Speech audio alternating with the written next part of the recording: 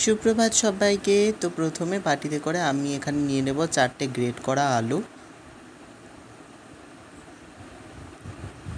তারপরে দিয়ে দেব একটা ডিম,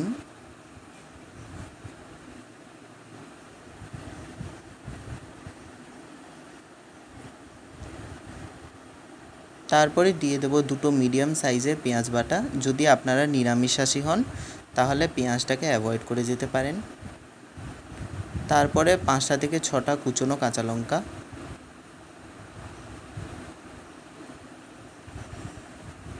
এরপর দিয়ে দেবো 1 টেবিল চামচের মতো আদা ঝুড়ে দেব। আদাকে না ঝুড়ে দিয়ে আপনারা পেস্টও ব্যবহার করতে পারেন, তাতেও কোনো অসুবিধে নেই। এরপর একে একে মশলা দিয়ে দেবো।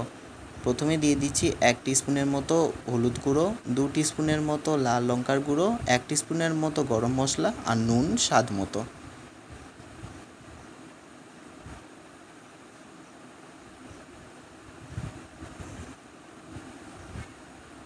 এরপর দিয়ে দেবো 2টো বড় টেবিল চামচের অয়েল। আপনারা যে কোনো তেল ব্যবহার করতে পারেন, রিফাইন তেলও হবে, সর্ষের তেলও হবে, কোনো অসুবিধে নেই। এরপর 2 টেবিল স্পুনের মতো দুধ দিয়ে দেবো।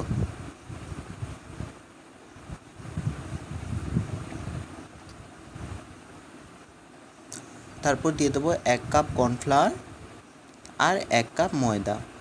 মনে রাখবেন ময়দা যতটা দেবে কর্নফ্লাওয়ারও ততটা দেবেন। ময়দা যদি 1 কাপ দেওয়া হয় তাহলে কর্নফ্লাওয়ারও 1 কাপ দিতে হবে। ভালো করে সবটা একসাথে মাখিয়ে নেব।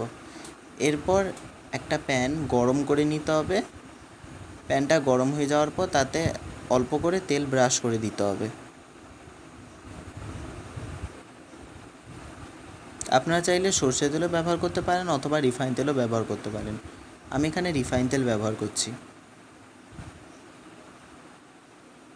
এরপর সেই আলুর মিক্সচারটাকে দিয়ে দিতে হবে।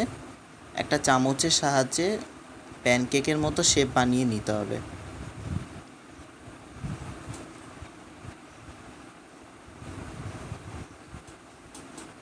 মিডিয়াম ফ্লেমে এক একটা পিঠ 5 মিনিট করে ভাজতে হবে।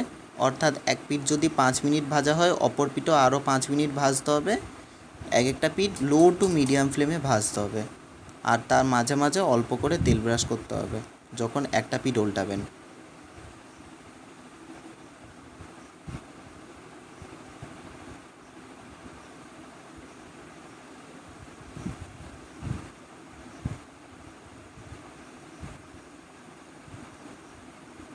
এইভাবেই ধারে ধারে অল্প অল্প তেল ব্রাশ করবেন আর এক একটা পিঠ ভেজে নেবেন। তারপরেই তৈরি পটাটো প্যানকেক।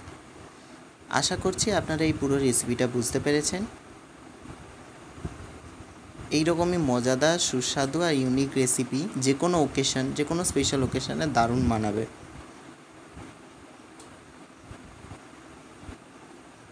সো দেখা হচ্ছে পরে অন্য কোনো একটা রান্না নিয়ে। Bye bye.